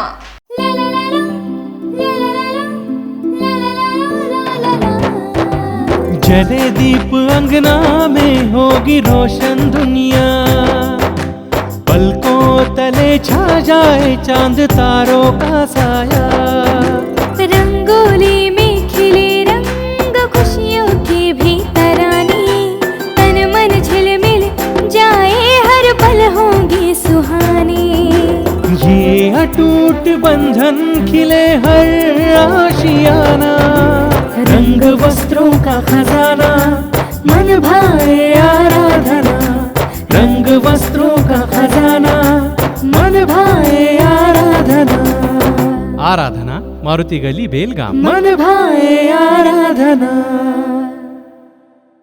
होटल आदर्शा पैलेस आपके लिए लाए हैं फूड पार्सल और home delivery service, breakfast, lunch और dinner, south Indian, north Indian, tandoori. कोविड-19 के तहत स्वच्छता और सभी नियमों का पालन। आज ही ऑर्डर कीजिए और घर बैठे लजीज खाने का मजा उठाइए। हर पार्सल के साथ एक mask free. Hotel Adarsha palace, Lingaraj college के सामने, कॉलेज रोड, बेलगावी। फोन 0831243577 और 8884121718। अरे बाप रे, पहा तर कितीही गर्दी. पोतदार ज्वेलर्सचे पण कमाल आहे ना. का असू नये. 122 वर्षांपासून ग्राहकांना खरे सोने, चांगली वागणूक व प्रामाणिक सेवाजी मिळत आली आहे. म्हणूनच इंडियन ट्रेड बोर्डने सुवर्ण पदकाने सन्मानित केले आहे. असा कोणताही दागिना नाही जो इथे बनविला जात नाही. अशी कुठलीही मूर्ती नाही जी इथे बनविली जात नाही. हिरा, पन्ना, माणिक असो वा मोती येथे सर्व काही मिळते. अशिक्षित व्यक्तीही येथे सोने चांदी खरेदीसाठी आल्यास घेतलेला दागिना व सरळ व्यवहार मिळवितो. येथे काही स्कीम नाही, डिस्काउंट नाही आणि बहुमानही नाही. सरळ सुरळीत व्यवहारच यांची ओळख आहे. या राजेशाही शोरूम मध्ये ग्राहकांच्या सुविधांसाठी वेगवेगळ्या मजल्यावर सोने व चांदीचे दागिने उपलब्ध केलेले आहेत. यांचा विश्वास हाच यांची खरी ओळख आहे. हॉलमार्कच्या सर्वात कमी वेस्टेज असलेल्या दागिन्यांचे पहिले ठिकाण म्हणजे फक्त पोतदार ज्वेलर्स बेळगाव.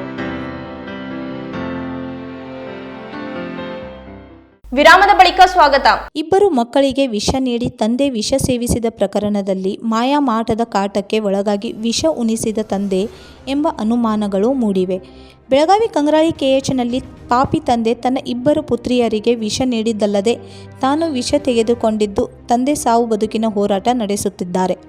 ಬೆಳಗಾವಿ ತಾಲೂಕಿನ ಕೆಎಚ್ ಕಂಗ್ರಾಳಿ ಗ್ರಾಮದಲ್ಲಿ ಈ ಘಟನೆ ನಡೆದಿದ್ದು, ಅನಿಲ್ ಬಾಂದೇಕರ್ ವಯಸ್ಸು 45 ಆತ್ಮಹತ್ಯೆಗೆ ಯತ್ನ ಮಾಡಿದ್ದು, ಮಕ್ಕಳಾದ ಅಂಜಲಿ ವಯಸ್ಸು 8, ಅನನ್ಯ ವಯಸ್ಸು 4 ಸಾವನ್ನಪ್ಪಿದ್ದಾರೆ. ಬೆಳಗಾವಿ ವಿಜಯನಗರದ ನಿವಾಸಿ ಆಗಿರೋ ಅನಿಲ್ ನಿನ್ನೆ ಸಂಜೆ ಇಬ್ಬರು ಮಕ್ಕಳ ಸಮೇತ ಕಂಗ್ರಾಳಿ ನಿವಾಸಕ್ಕೆ ಹೋಗಿದ್ದರು ಎನ್ನಲಾಗಿದೆ. ಮನೆಯಲ್ಲಿ ದೀಪ ಹಚ್ಚಿ ಬರುವುದಾಗಿ ಹೇಳಿದ್ದ ಅನಿಲ್ ಪತ್ನಿಗೆ ಮಳೆ ಇದೆ, ರಾತ್ರಿ ಇಲ್ಲಿಯೇ ಉಳಿದುಕೊಳ್ಳುವುದಾಗಿ ತಿಳಿಸಿದ್ದರು ಎನ್ನಲಾಗಿದೆ. ಅನಿಲ್ ಫೋನ್ ರಿಸೀವ್ ಮಾಡದ್ದಕ್ಕೆ ಮನೆಗೆ ಹೋಗಿ ಪರಿಶೀಲಿಸಿದಾಗ ಈ ಪ್ರಕರಣ ಬೆಳಕಿಗೆ ಬಂದಿದೆ. ಸದ್ಯ ಈ ಘಟನೆ ನಡೆದಿದ್ದು ನಿರಂತರವಾಗಿ ಅನಿಲ್ ಕುಟುಂಬಕ್ಕೆ ಮಾಟ ಮಂತ್ರ ಕಾಟ ಇತ್ತು ಎನ್ನಲಾಗಿದೆ. ಮನೆ ಮುಂದೆ ನಿಂಬೆಹಣ್ಣು ಮಂತ್ರಿಸಿ ಇಟ್ಟಿರುವ ದೃಶ್ಯಗಳು ಬೆಳಕಿಗೆ ಬಂದಿವೆ. ಈ ವೇಳೆ ಕುಟುಂಬ ಸದಸ್ಯ ಶ್ರೀಕಾಂತ್ ಅವರು ಈ ಘಟನೆಯ ಬಗ್ಗೆ ವಿವರಣೆ ಮಾಡಿದ್ದಾರೆ. ಯಾವಾಗ ಅದು ಮಾಡಿದ್ದಾರೆ ನಮಗೂ ಗೊತ್ತಿಲ್ಲ. ಮಾಡಿಗೆ ಹಿಂಗೆ ಮಾಡ್ತಾರೆ. ಅದ್ರಾಗ ಲಿಂಬು, ಕೆರ, ಬರಗಾಳಿ, ಗುಡಿ ಹೊಟ್ಟಿ ಹೊಡೆದು ಅದ್ರಾಗ ಲಿಂಬು ಇತ್ತು, ಅದ್ರ ಗುಲಾಲ, ಹಸಿನಕಾಯಿ ಎಲ್ಲ ಥರ ಸಾಮಾನಿತ್ತು. ಅದು ಬೆಳಗ್ಗೆ ಅದು ಮನೆ ಮಾಲಕ್ಕೆ ಮ್ಯಾಲೆ ಇರ್ತಾರೆ, ಇವ್ರು ಕೆಳಗೆ ಇರ್ತಾರೆ. ಅವ್ರು ಮನೆ ಮಾಲಕ್ಕೆ ಬೆಳಗ್ಗೆ ಎದ್ದು ಕಿಸಿ ಹೋಗಿ ಕೊಟ್ಟಿರೋ ಆಮೇಲೆ ನೋಡಿ ನಿಮ್ಮ ಬಾಗ್ಲಾಗ ಏನು ಬಿದ್ದೈತಿ. ಅದು ನೋಡಿ ಅವ್ನು ಏನು ಮಾಡಿದ, ಸುಟ್ಟು ಬಿಟ್ಟಿದ್ದ ಅಲ್ಲೇ. ಯಾವಾಗ ಸುಟ್ಟು ಬಂದು ಮನೆಗೆ ನಮಗೆ ಹೇಳ್ದಂಗೆ ಮಾವ ಹಿಂಗೆ ಆಯಿತು ಮತ್ತು ನಂಗೆ ಆಂಜಿ ಬರಾಕತ್ತೈತೆ. ಆವಾಗ ನಾ 11 ತಾರೀಕಿಂದ ಅವ್ನು ಟೆನ್ಷನ್ ಒಳಗಿದ್ದ. ಮತ್ತು ಇವತ್ತು ಇವ್ನು ಹಿಂಗೆ ಮಾಡ್ಕೊಂಡು ನಾನು ಇತರ ಸಲುವಾಗಿ ನಾವು ಪೊಲೀಸ್ ಸ್ಟೇಷನ್ಗೆ ಕಂಪ್ಲೇಂಟ್ ಕೊಡ್ತೇವೆ. ಯಾರು ಮಾಡಿದಾರೆ ಅದು ಪೊಲೀಸ್ ಸ್ಟೇಷನ್ ದಯಮಾಡಿ ನಮ್ಮ ಹುಡುಗಿಗೆ ನ್ಯಾಯ ಕೊಡಬೇಕು. ಈ ದುರ್ಘಟನೆ ಮಾಟ ಮಂತ್ರ ಮಾಡುವವರೇ ಕಾರಣವೆಂದು ಕುಟುಂಬಸ್ಥರು ಆರೋಪ ಮಾಡಿದ್ದಾರೆ.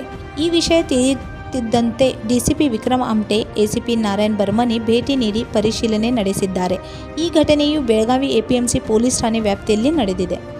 Bureau report, Kannadamma news network, Belagavi.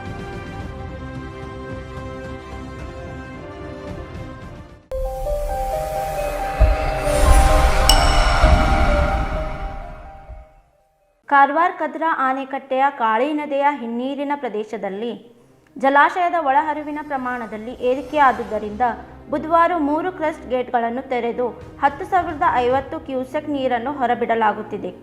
ಜಲಾಶಯದ ಗರಿಷ್ಠ ಮಟ್ಟವು 34.50 ಮೀಟರ್ಗಳಾಗಿದ್ದು, ಮಧ್ಯಾಹ್ನದ ವೇಳೆಗೆ ಜಲಾಶಯದ ಮಟ್ಟ 31.38 ಮೀಟರ್ಗೆ ತಲುಪಿದೆ. ಇನ್ನು ಜಲಾಶಯದ ಒಳಹರಿವಿನ ಪ್ರಮಾಣವು 29,876 ಕ್ಯೂಸೆಕ್ ಇದೆ.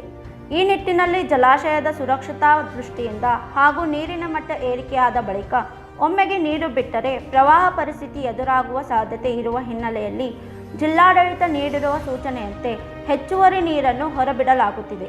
ಸದ್ಯ ಜಲಾಶಯದ ಹಿನ್ನೀರು ವ್ಯಾಪ್ತಿಯಲ್ಲಿ ಹೆಚ್ಚಿನ ಮಳೆಯಾಗುತ್ತಿದೆ. ಅಲ್ಲದೆ ಕೊಡಸಳ್ಳಿ ಜಲಾಶಯ ಭರ್ತಿಯಾಗುವ ಸಾಧ್ಯತೆ ಇರುವ ಹಿನ್ನೆಲೆಯಲ್ಲಿ ಯಾವುದೇ ಕ್ಷಣದಲ್ಲಿ ಅಲ್ಲಿಂದಲೂ ನೀರು ಬಿಡುಗಡೆಯಾಗುವ ಸಾಧ್ಯತೆ ಇದೆ.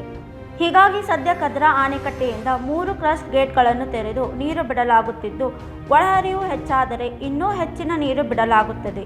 ಈ ನಿಟ್ಟಿನಲ್ಲಿ ಕದ್ರಾ ಆನೆಕಟ್ಟೆಯ ಜಲಾಶಯದ ಕೆಳಭಾಗದಲ್ಲಿರುವ ಜನರು ಸುರಕ್ಷಿತ ಸ್ಥಳಗಳಿಗೆ ತೆರಳಲು ಹಾಗೂ ಜಾನುವಾರುಗಳನ್ನು ಸುರಕ್ಷಿತವಾಗಿರಿಸುವುದಕ್ಕಾಗಿ ಮುಂಜಾಗ್ರತಾ ಕ್ರಮಗಳನ್ನು ಕೈಗೊಳ್ಳುವಂತೆ ಮತ್ತು ದೋಣಿ ಸಂಚಾರ, ಮೀನುಗಾರಿಕೆ ಸೇರಿದಂತೆ ಇತರ ಚಟುವಟಿಕೆಗಳನ್ನು ನಡೆಸಬಾರದು ಎಂದು ಕದ್ರಾ ವಿಭಾಗದ ಕಾರ್ಯನಿರ್ವಾಹಕ ಅಭಿಯಂತರರು ಸೂಚನೆಯನ್ನು ನೀಡಿದ್ದಾರೆ.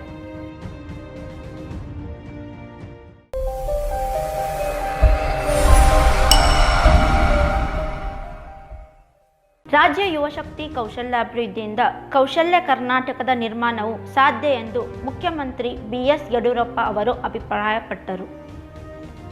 ಇಂದು ಕೌಶಲ್ಯಾಭಿವೃದ್ಧಿ ಉದ್ಯಮಶೀಲತೆ ಮತ್ತು ಜೀವನೋಪಾಯ ಇಲಾಖೆಯ ವತಿಯಿಂದ ಆಯೋಜಿಸಿರುವ ವಿಶ್ವ ಯುವ ಕೌಶಲ್ಯ ದಿನಾಚರಣೆಯನ್ನು ಉದ್ಘಾಟಿಸಿ ಮಾತನಾಡಿದರು. ದೇಶವೊಂದರ ಅಭಿವೃದ್ಧಿಯು ಯುವ ಜನರ ಕೌಶಲ್ಯದ ಮಟ್ಟವನ್ನು ಆಧರಿಸಿದೆ. ಕರ್ನಾಟಕ ಸರ್ಕಾರವು ಯುವ ಕೌಶಲ್ಯವನ್ನು ಹೆಚ್ಚಿಸುವ ನಿಟ್ಟಿನಲ್ಲಿ ಕಳೆದ 2 ವರ್ಷಗಳಲ್ಲಿ ಹಲವು ಪ್ರಮುಖ ಯೋಜನೆಗಳನ್ನು ಹಮ್ಮಿಕೊಂಡಿದೆ. ರಾಜ್ಯದ 150 ಸರ್ಕಾರಿ ITIಗಳನ್ನು ಉನ್ನತೀಕರಿಸಿ ಅತ್ಯಾಧುನಿಕ ಲ್ಯಾಬ್ಗಳನ್ನು ಸ್ಥಾಪಿಸಲು 4,636.50 ಕೋಟಿ ರೂಪಾಯಿಗಳ ಒಡಂಬಡಿಕೆಗೆ ಸಹಿ ಹಾಕಲಾಗಿದೆ. Bureau report, Kannadama news network, Belagavi.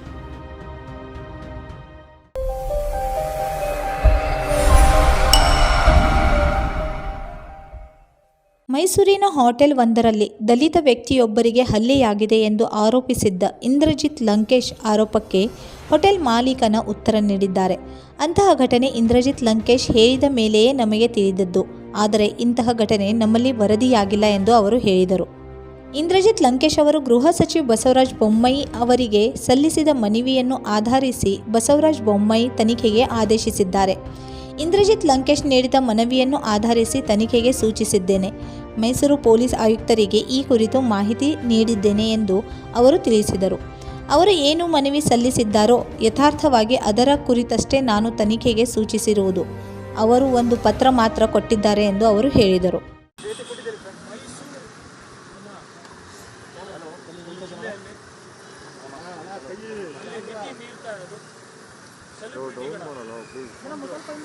ನಡವಳಿಕೆ, ಅವರ ಭಾಷೆ, ಅವರ ಮಾತು ಮತ್ತು ನಾನು ಯಾರ ಪರವಾಗಿ ಅಥವಾ ಯಾರ ವಿರೋಧ ಇಲ್ಲ, ಸಾಮಾನ್ಯರ ಯಾಕೆಂತಂದರೆ ಇವತ್ತು ಒಂದೊಂದು ಕೇಸು ನೋಡ್ತಾ ಇದ್ದರೆ ಒಬ್ಬ ನಿರ್ದೇಶಕನಾಗಿ, ಒಬ್ಬ ಸಾಮಾನ್ಯನಾಗಿ ಎಲ್ಲ ಸಾಮಾನ್ಯರಿಗೆ ನ್ಯಾಯನೇ ಸಿಗ್ತಾ ಇಲ್ಲ. ಈ ಪೊಲೀಸ್ ಸ್ಟೇಷನ್ಗಳೆಲ್ಲ ಮೈಸೂರಲ್ಲಿ ವ್ಯಾಪಕವಾಗಿದೆ. ಪೊಲೀಸ್ ಸ್ಟೇಷನ್ ಅಲ್ಲ, ಸೆಟಲ್ಮೆಂಟ್ ಸ್ಟೇಷನ್ ಅಲ್ಲ. ಸೆಟಲ್ ಮಾಡ್ತಾರೆ. ಮಹಿಳೆಯರ ಒಂದು ತೊಂದರೆ ಇರ್ಬೋದು, ಸಾಮಾನ್ಯರ ಮಹಿಳೆಯರ, ಬಡವರ, ಸಾಮಾನ್ಯರ ಒಂದು ಸಮಸ್ಯೆಗಳು ಸೆಟಲ್ಮೆಂಟ್ ಮೂಲಕ ಆಗ್ತಾ ಇರೋದು ದುರಂತ ಆಗಿದೆ. ಯಾಕೆಂತಂದರೆ ಸೆಲೆಬ್ರಿಟೀಸ್ಗಳು ಇವತ್ತು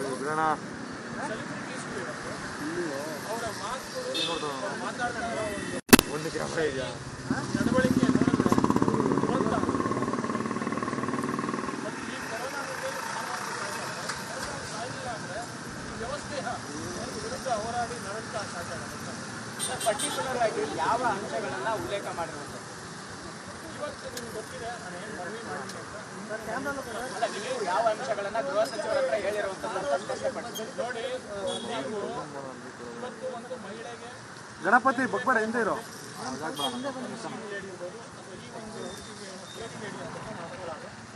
ಅವರ ಪರ ಅವರ ವಿರೋಧ ಹೇಳೋದಕ್ಕಿಂತ ಒಂದು ಹುಡುಗಿಯ, ಮಹಿಳೆಯ, ಸಾಮಾನ್ಯರ ಒಂದು ರಾಜ್ಯ ಪುಸ್ತಕ ತೊಂದರೆ ಆಗ್ತಾ ಇರೋದು, ಸೆಟಲ್ಮೆಂಟ್ ಆಗ್ತಾ ಇರೋದು ದುರಂತ. ಯಾಕೆಂತಂದ್ರೆ ನಾಳೆ ಒಂದು ಹುಡುಗಿ ರೇಪ್ ಆಗ್ತಾರೆ, ಪೊಲೀಸ್ ಸ್ಟೇಷನ್ ಹೋಗಿ ಸೆಟಲ್ಮೆಂಟ್ ಮಾಡೋಂಥ ವಿಷಯ ಆಗೋಂಥದಕ್ಕೆ ನಾವು ಅದು ಆಗ್ತಾ ಇರುತ್ತೆ.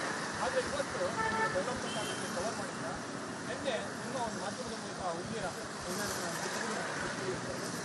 ಮತ್ತು ಇವು ಮಾತಾಡ್ತಾರೆ ಶೈಲಿ ಸೆಲೆಬ್ರಿಟಿ. ನನಗೆ ಯಾರ ಬಗ್ಗೆ ಮಾತಾಡ್ತೀನಿ ನಿಮ್ಗೆ ಗೊತ್ತಿದೆ.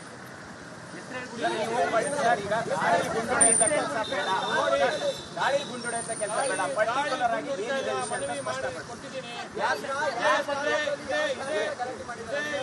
ಈ ದರ್ಶನ್ ಮತ್ತು ಯಾರೋ ರಾಕೇಶ್ ಪಾಪಣ್ಣ ಅಂತೆ ಮತ್ತು ಇನ್ನೊಬ್ಬ ಯಾರೋ ಮೆಲಾಂಟ ಅಂತೆ, ಅವರು ಮೂರು ಜನ ಈ ಸಮಸ್ಯೆ ಆಗೋಕ್ಕೆ ಮುಂಚೆ ಇದು ಏನು ಮಾತಾಡೋದು ದೊಡ್ಡದಾಗಿ ತಲೆ ಸೀಳ್ತೀನಿ, ತಲೆ ಹೊಡಿತೀನಿ ಅನ್ನೋದು ಮುಂಚೆ 4 ದಿನದ ಮುಂಚೆ ಒಂದು ಹೋಟೆಲಲ್ಲಿ, ಸಂದೇಶ್ ಪ್ರಿನ್ಸ್ ಹೋಟೆಲಲ್ಲಿ ಒಂದು ದೊಡ್ಡ ಗಲಾಟೆ ಆಗಿ ಒಬ್ಬ ದಲಿತ ಸಪ್ಲೈ ಅವ್ರಿಗೆ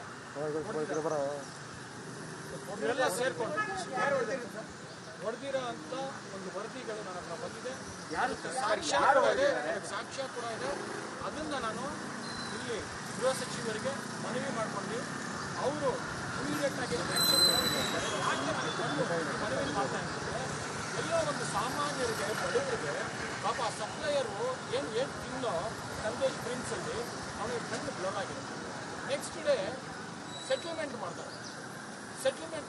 ಹೆಂಡತಿ ಮತ್ತು ಇಡೀ ಸಪ್ಲೈಯರ್ ಅವನ ಕುಟುಂಬದವರು ಸೇರಿ ನಮಗೆ ನ್ಯಾಯ ಕೊಡಿಸಿ ಅಂದಾಗ ಸೆಟಲ್ಮೆಂಟ್ ಮಾಡ್ಕೊಂಡಾಗ ಯಾಕೆ ಅಂತಂದರೆ ಇದೇ ಸಪ್ಲೈಯರ್ ಹೆಂಡತಿ ಮಾರನೇ ದಿನ ಬೆಳಿಗ್ಗೆ ಪಕ್ಕೆ ಇಟ್ಕೊಂಡು ಬಂದಿರ್ತಾರೆ ಯಾರಿರ್ತಾರೆ? ಇದೇ ದರ್ಶನ್, ಇದೇ ರಾಕೇಶ್ ಪಾಪಣ್ಣ ಮತ್ತು ಇದೇ ಯಾರೋ ಮಲಾಂಟೋ, ಪೂರ್ತಿ ಹೆಸರು ಮಲಾಂಟೋ ಅಂತ, ಅದೇ ಸೋಷಿಯಲ್ ಓನರ್ ಅಂತ, ಇವರೆಲ್ಲ ಸೇರ್ಕೊಂಡು ಅವ್ರ ಜೊತೆ ಯಾರಿರ್ತಾರೆ? ಪವಿತ್ರ ಗೌಡ ಮತ್ತು ಇನ್ನಿಬ್ಬರು ಇರ್ತಾರೆ. ಈ ಒಂದು ಸಂದರ್ಭದಲ್ಲಿ ತನಿಖೆ ಮಾಡಲಿಲ್ಲ ಅಂದರೆ ನನ್ನ ಹತ್ರ ಸಾಕ್ಷ್ಯಗಳಿದೆ, ಅದನ್ನ ಕೊಡ್ತೀನಿ, ನನ್ನ ಹತ್ರ ಏನೇನಿದೆ. ಯಾಕೆ ಅಂತಂದರೆ ಅವ್ರನ್ನ ತನಿಖೆ ಮಾಡಿ ಬುದ್ಧಿ ಕಲಿಯಲ್ಲ ಇದು. ಯಾಕೆಂದರೆ ಯೂಸ್ ಮಾಡೋ ಭಾಷೆ ಮತ್ತೆ ಇನ್ನೊಂದು ಮಹಿಳೆ ನಾನು ಸರಿನೋ ತಪ್ಪು ಇನ್ವೆಸ್ಟಿಗೇಷನ್ ನಡೀತಾರೆ. ಆದರೆ ಈ ಹೊಡೆದಾಟದ ನಂತರ ಮತ್ತೆ ನಿಮ್ಮ ಮುಂದೆ ಮಾಧ್ಯಮದ ಮುಂದೆ ತಲೆ ಸೀರ್ತೀನಿ, ತಲೆ ಹೊಡ್ತೀನಿ ಅಂತ ಭಾಷೆ ಮಾಡೋದು. ಆಮೇಲೆ ಅದ್ಯಾವ ಪಾಪಣ್ಣ ಅಂತ, ಆ ಪಾಪಣ್ಣ ಅವ್ರ ತಂದೆ ನನಗೆ ಗೊತ್ತಿತ್ತು, ಅವರು ಸಿದ್ದರಾಮಯ್ಯ ಶಿಷ್ಯ.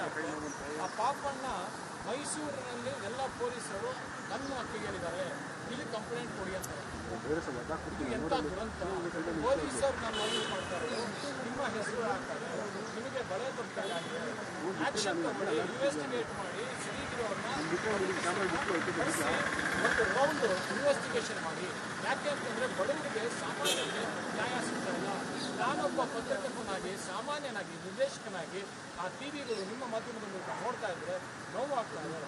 ನನ್ನ ಆತ್ಮಸಾಕ್ಷಿ ನನಗೆ ಈ ಥರ ಒಂದು ನಾನು ಸುಮ್ಮನೆ ಇರೋದಕ್ಕಾಗಲಿಲ್ಲ. ಅದಕ್ಕೆ ಒಂದು ಮನವಿಯ ಮೂಲಕ ಗೃಹ ಸಚಿವರಿಗೆ ಹೇಳಿದ್ದೀನಿ, ಇಡೀ ಡೀಟೇಲ್ಸ್ ಸಮೇತ ನನಗೆ ಅವರು ಇವಾಗ ಆ್ಯಕ್ಷನ್ ತಗೊಳ್ಳೇಬೇಕು. ಯಾಕೆ ಅಂತಂದರೆ ಒಬ್ಬ ಸಪ್ಲೈಯರ್ ಹೊಡೆಯೋದು ಏನ್ರಿ, ಅವನ ಕಣ್ಣು ಕರ್ರಾಗಿದೆ. ಒಬ್ಬ ದಲಿತ ಸಪ್ಲೈಯರ್ ಹೊಡೆದು ನನ್ನ ಒಂದು ತನಿಖೆಯ ಮೂಲಕ, ನಮ್ಮ ವರದಿಗಾರರ ಮೂಲಕ, ನನಗೆ ಎವಿಡೆನ್ಸ್ ಇರೋ ಮೂಲಕ ಇದೇ ದರ್ಶನ ತುಂಬಿದ್ರು ಅವ್ರ ಕೋಟೆಯಿಂದ ಬೆಳಿಗ್ಗೆ ಮತ್ತೆ ಗಲಾಟೆ ಆಗಿದೆ. ಇದೇ ಸಂದೇಶ್ ಪ್ರಿನ್ಸ್ನಲ್ಲಿ ಅವ್ರು ಹೊರಗೋಗಿದ್ದಾರೆ. ಗಲಾಟೆ ಆದ ನಂತರ ಸಂದೇಶ್ ಪ್ರಿನ್ಸ್ ಸಾಕ್ಷಿ ಹೊರಗೋಗಿದ್ದಾರೆ. ಇವರೆಲ್ಲ ಇಡೀ ಗ್ಯಾಂಗ್ ಅದ್ರ ಬಗ್ಗೆ ತನಿಖೆ ಮಾಡಿ ಪೊಲೀಸರಿಗೆ ಯಾವ ರೀತಿ ಸಾಕ್ಷ್ಯ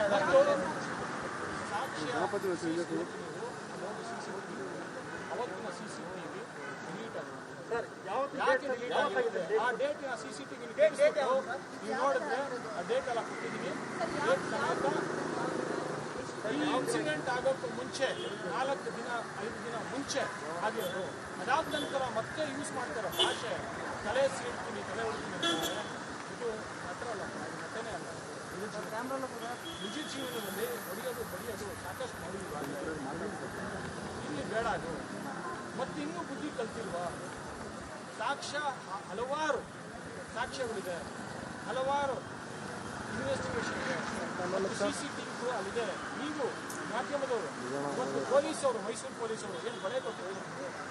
ಯಾವುದೋ ಒಂದು ಪಾಪಣ್ಣ ಕೈಯಲ್ಲಿದ್ದೀರಾ? ಯಾವುದೇ ಒಂದು ರಾಕೇಶ್ ಅಥವಾ ಈ ನಟನ ಕೈಯಲ್ಲಿದ್ದೀರಾ? ಇನ್ವೆಸ್ಟಿಗೇಷನ್ ಬಡವರಿಗೆ ಮತ್ತು ನೊಂದಿದವರಿಗೆ, ಯಾಕಂತಂದರೆ ಬರೀ ಮೈಸೂರು ಜಿಲ್ಲೆ ಅಲ್ಲಲ್ಲ, ಈ ಕರ್ನಾಟಕದಲ್ಲಿ ದಲಿತರಿಗೆ, ಬಡವರಿಗೆ, ಸಾಮಾನ್ಯರಿಗೆ ಈ ಥರ ಅನ್ಯಾಯ ಆಗ್ತಾ ಇರೋದು. ನಾನು ಹೇಳಿದ್ನಲ್ಲ ಮುಂಚೆ, ಕೊರೋನಾನಲ್ಲಿ ಸಾಯಿಲ್ಲ ಅಂದರೆ ಇಲ್ಲಿನ ವ್ಯವಸ್ಥೆ ವಿರುದ್ಧ ಹೋರಾಟ ಮಾಡ್ಕೊಂಡು ಬಡವರಿಗೆ ಸಾಯ್ತಾರೆ. ಸರ್, ಆ ಘಟನೆ ಬಗ್ಗೆ ಹೇಳಿ, ಜೊತೆಗೆ ಅರುಣಕುಮಾರ್ ಅವರು ಕೂಡ ಉಲ್ಲೇಖ ಮಾಡಿದ್ದಾರೆ. ಅರುಣಾ ಕುಮಾರಿಯ ವಿಷಯದಲ್ಲಿ ನೀವು ಸಾಕಷ್ಟು ತನಿಖೆ ಮಾಡಿದ್ದೀರಿ. ಇದು ಅರುಣಾ ಕುಮಾರಿ, ನನ್ನ ಪ್ರಶ್ನೆ ಏನಂದರೆ, ಅರುಣಾ ಕುಮಾರಿ ಯಾರ ನಿಮಗೆ ಮಾಧ್ಯಮದವರು ಮನವಿ ಮಾಡೋದು, ಇವೆಲ್ಲ ಯುವಕರು ಪ್ರತಿಭಾವಂತರು ಇದ್ದೀರಾ, ಓದಿದ್ದೀರಾ, ವಿದ್ಯಾವಂತರು, ಸೆಲೆಬ್ರಿಟಿಗಳೆಲ್ಲ ವಿದ್ಯಾವಂತರು, ಅವ್ರನ್ನ ಕರೆಸ್ಕೊಂಡು ನಾವು ಪ್ರಶ್ನೆ ಕೇಳಬೇಕು. ಯಾಕೆ ಕರೆಸ್ಕೊಂಡು ನಿಮ್ಮ ತೋಟಕ್ಕೆ? ಯಾಕೆ ನೀವು ಮನೆಗೆ ಕರೆಸ್ಕೊಡ್ತೀರಾ? ಅರುಣಾದೇವಿನ ನಿಮಗೆ ಒಂದು ಪುಣ್ಯ ಇಲ್ಲ ಅಂದರೆ. ಮತ್ತು ಯಾಕೆ ರಾಜಾರೇಶ್ವರಿ ನಗರ ನಿಮ್ಮ ಮನೆ ಹತ್ರ ಇರೋ ಆರ್ ಚಂದ್ರ ಕರೆಸ್ಕೊಂಡು ಇದೇ ರಾಕೇಶ್ ಮತ್ತು ಪಾಪಣ್ಣ ಮತ್ತು 4 ಜನ ಇನೋವಾನಲ್ಲಿ ಕೂಡಿಸ್ಕೊಂಡು ಆ ಹುಡುಗಿಗೆ ಸಾಕಷ್ಟು ಬೆದರಿಕೆ ನೀಡ್ತೀರಾ? ಈ ಪ್ರಶ್ನೆಗಳು ಉತ್ತರನೇ ನೀಡಿದಾಗ ಫಸ್ಟ್ ತಲೆ ಇವಾಗ ನಿರ್ಮಾಪಕರೇ ನಮ್ಮ ಜೊತೆ ಇರಬೇಕು, ನಾವು ನಿರ್ಮಾಪಕರೇ ಅನ್ನದಾರರು ಅಂತಾರೆ. ಇವಾಗ ತಲೆ ಸೀಟಿನ ಅದೇ ನಿರ್ಮಾಪಕರಿಗೆ ಅಂದರು. ಯಾಕೆ ಆ ಚೇಂಜ್ ಅಷ್ಟು ಅಂತ ನೀವು ಪ್ರಶ್ನೆ ಕೇಳಬೇಕು ಮಾತಾಡೋದು. ಯಾಕೆ ಅಂತಂದರೆ ನನಗೂ ಗೊತ್ತಿದೆ ಏನೇನಾಗಿದೆ ಅಂತ, ಏನೇನು ನಡೆದಿದೆ ಅಂತ. ಒಂದು ಹುಡುಗಿ ಗೊತ್ತಿಲ್ಲ ಅಂದರೆ ಯಾಕೆ ಕರ್ಸ್ಕೊಂಡ್ರಿ? ಆಮೇಲೆ ಇವತ್ತೇ ನೀವು ಲೋನ್ ಅಪ್ಲೈ ಮಾಡೋದು, ಯಾರು ಲೋನ್ ಅಪ್ಲೈ ಮಾಡೋದು ಒಂದು ಇಂಟ್ರೆಸ್ಟ್ ಸೈನ್ ಮಾಡಿಸ್ಕೊತಾರೆ. ನೀವು 25 ಕೋಟಿ ಇವತ್ತು ಸಾಮಾನ್ಯರಿಗೆ ನೀವು 25 ಕೋಟಿ ಇಲ್ಲ 1 ಕೋಟಿ ವಂಚನೆನೋ ಕೇಸ್ನಲ್ಲಿ ನೀವು ಒಳಗಾಕಿ ಬೇಯಿಸ್ಕೊಳ್ಳೋದು 25 ಕೋಟಿ ವಂಚನೆ ಆಗಿ ಕಾಂಪ್ರಮೈಸ್ ಅಂತಿಮದವರು ಕಾಂಪ್ರಮೈಸ್ ನಮಗೇನಿಲ್ಲ ಕಾಂಪ್ರಮೈಸ್ ಅಂದರೆ ಇದೇನ್ರಿ ಸೆಟಲ್ಮೆಂಟ್ ಆಯ್ತಾ ಇದು ಪೊಲೀಸ್ ಸ್ಟೇಷನ್ಗಳು ಕರೆದು ಒಂದ್ಸರಿ ಕರೀರಿ ಎಲ್ಲ ತನಿಖೆ ಮಾಡಿ ಕರೆಕ್ಟ್ ನಾನು ಅವ್ರಿಗೆ ಕೇಳ್ತಾರೆ ನಿಮ್ಮ ಮಾತಿದ್ದ ಮೂಲಕ ನಾನು ಕೇಳ್ತಾರೆ ಪ್ರಶ್ನೆ ನೀವು ಯಾಕೆ ಮನೆ ಕಳಿಸ್ಕೊಂಡ ಯಾಕೆ ರಾಜರಾಜೇಶ್ವರಿ ಆರ್ಚ್ ಹತ್ರ ಇನ್ನೋವನ್ನು ತಿಳಿಸ್ಕೊಂಡು ಇದೇ ದರ್ಶನ ಶಿಷ್ಯರು ಸ್ನೇಹಿತರು ಯಾಕೆ ಬೆದರಿಕೆ ನೀಡ್ತೀರ ಒಂದು ಮಹಿಳೆಗೆ ನಾನು ಮಹಿಳೆ ಸರಿನೋ ತಪ್ಪೋ ನಿಮಗೆ ಸ್ಟೇಷನ್ ಆಗುತ್ತೆ ನಾನು ಯಾರ ಪರನೂ ಇಲ್ಲ ಸಾಮಾನ್ಯರ ಪರ ಹೇಳ್ತಾರೆ ನೀವು ಸೆಟಲ್ಮೆಂಟ್ ಮಾಡ್ತೀರಾ ಬೆದರಿಕೆ ನೀಡಿ ಪೊಲೀಸ್ ಸ್ಟೇಷನ್ ಯಾಕೆ ಕರೆಸ್ಕೊಡ್ರು ಅಂತ ನಿಮಗೆ ಯಾಕೆ ಕರೆಸ್ಕೊಡ್ರು ಆ ಲೇಡಿ ಕರೆಸ್ಕೊಂಡ್ರು ಯಾಕೆ ಅಂತ ನಿಮಗೂ ಹಲವಾರು ವ್ಯವಹಾರಗಳು ಆ ಲೇಡಿ ಜೊತೆ ಒಬ್ಬ ನಿರ್ಮಾಪಕ ಮತ್ತು ಒಬ್ಬ ನಟನ ಪರ ಅವ್ರ ಜೊತೆಗೆ ಹಲವಾರು ವ್ಯವಹಾರಗಳು ಇರುತ್ತದೆ ಅಲ್ಲಿ ದಲಿತರು ಮಹಿಳೆಯರಿಗೆ ಅನ್ಯಾಯವಾಗಲು ನಾನು ಬಿಡಲ್ಲ. ಮೈಸೂರು ಪೊಲೀಸರ ಕಾಂಪ್ರಮೈಸ್ ನಡವಳಿಕೆ ಸರಿಯಲ್ಲ. ತಪ್ಪಾಗಿದ್ದರೆ ಇನ್ಸ್ಪೆಕ್ಟರ್ ವರ್ಗಾವಣೆ ಮನವಿ ಮಾಡಿದ್ದೇನೆ ಎಂದು ನಿರ್ದೇಶಕ ಇಂದ್ರಜಿತ್ ಲಂಕೇಶ್ ಬೆಂಗಳೂರಿನಲ್ಲಿ ಪ್ರತಿಕ್ರಿಯೆ ನೀಡಿದ್ದಾರೆ. ಈ ಕುರಿತಂತೆ ಈಗಾಗಲೇ ಗೃಹ ಸಚಿವರಿಗೆ ಮನವಿ ಮಾಡಿದ್ದೇನೆ. ಜನಸಾಮಾನ್ಯರಿಗೆ ಆಗುತ್ತಿರುವ ಸಮಸ್ಯೆ ಬಗ್ಗೆ ಹೇಳಿದ್ದೇನೆ ಎಂದು ಅವರು ತಿಳಿಸಿದರು. Bureau report, Kannadamma news network, Belagavi.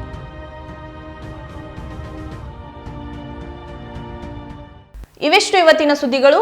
ಇನ್ನಷ್ಟು ಸುದ್ದಿಗಳಿಗಾಗಿ ನೋಡ್ತಾ ಇರಿ ಕನ್ನಡಮ್ಮ ನ್ಯೂಸ್ ನೆಟ್ವರ್ಕ್.